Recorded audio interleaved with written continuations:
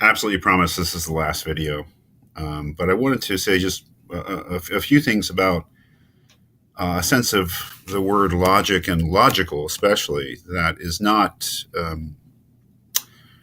a value judgment, something more neutral. For instance, let's take a look at these two statements. The Phillies are a bad team. I really like vanilla milkshakes. They're both statements, they're both propositions, let's say. They both make assertions about the way the world is, and they have that in common. But I would say that we could say that these two statements here are logically independent of each other.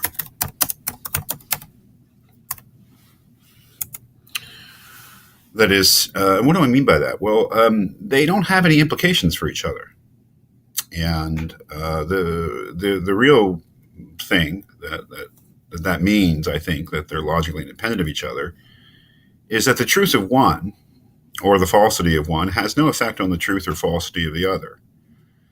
That is, if it's true that the Phillies are a bad team, or if it's false that the Phillies are a bad team, it being either one has no effect on the truth or falsity of the statement that I really like vanilla milkshakes. That is, the truth or falsity of one has no implications for the truth or falsity of the other. They're not in any way dependent upon each other. They're independent of each other. Whereas other statements, I think I've got some things here,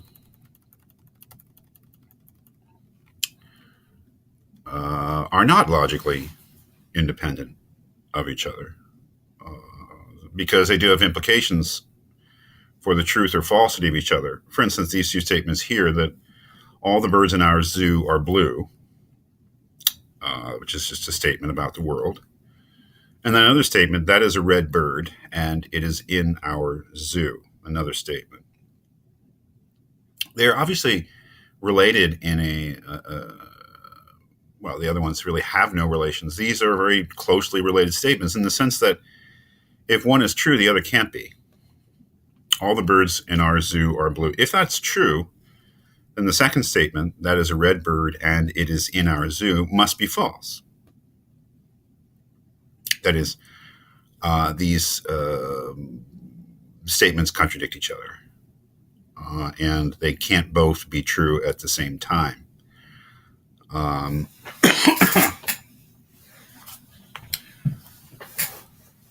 So that's important, I think.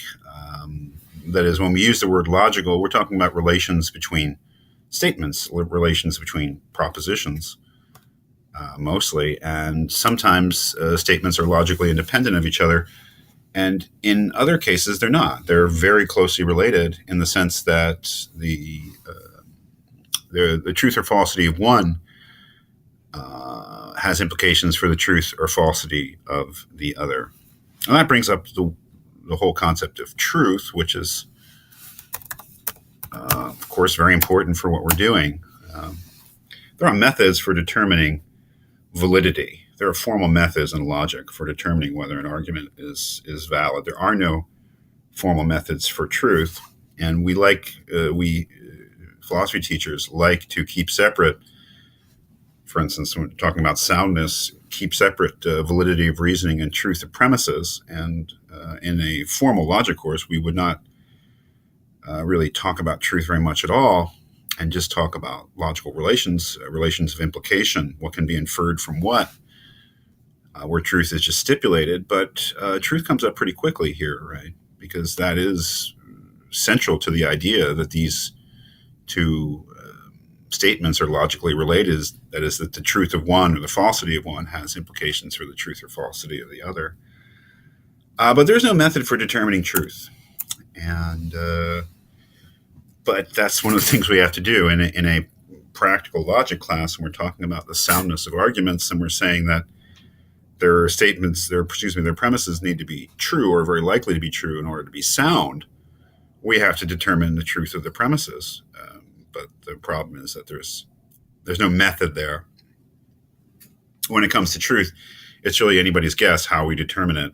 Some philosophers would say that it doesn't really mean much at all to say that something is true. There are all sorts of definitions of truth, or what it means for something to be true. Usually when we talk about truth, we're talking about statements in philosophy. And the most standard definition of truth is that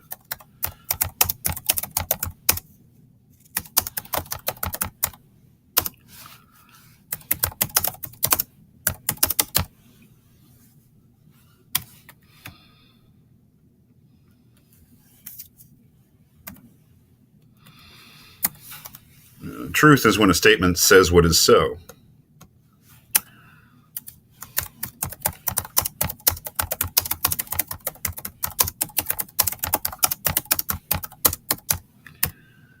Falsity, or a statement being false, is a statement that says what is not so. This is generally kind of the most standard and usable notion of truth because it's the most common sense. Now, if we're going to go into philosophy of language or philosophy of logic or metaphysics, or it's just a different sort of course, we'd have all sorts of alternative theories of truth. But we're generally going with the correspondence theory here in the way we talk about truth. That a statement is true when it corresponds with reality, when it in some way or another characterizes the world in the way that the world actually is, rather than in a way that it's not. For instance,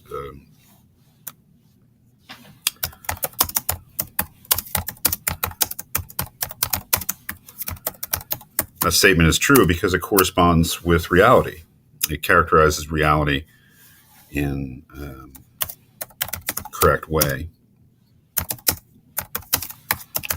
Whereas that characterizes reality in a way that doesn't correspond with reality. And there are, of course, deeper questions. But I think that we can all agree that the USA, when I say that the USA is in North America, that I have uttered a truth.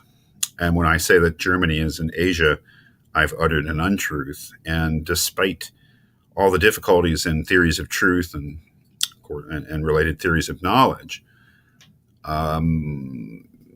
I would say that my statement, the linguistic entity, the statement Germany is in Asia, is false because Germany's not in Asia. Germany's in Europe. And if something's in Europe, it can also be in Asia, except for Istanbul. Okay, I know there are exceptions. But generally, truth, we'll just sort of assume that that a true premise is a premise that corresponds with the way things actually are. And we'll kind of just leave open how we determine the way things actually are.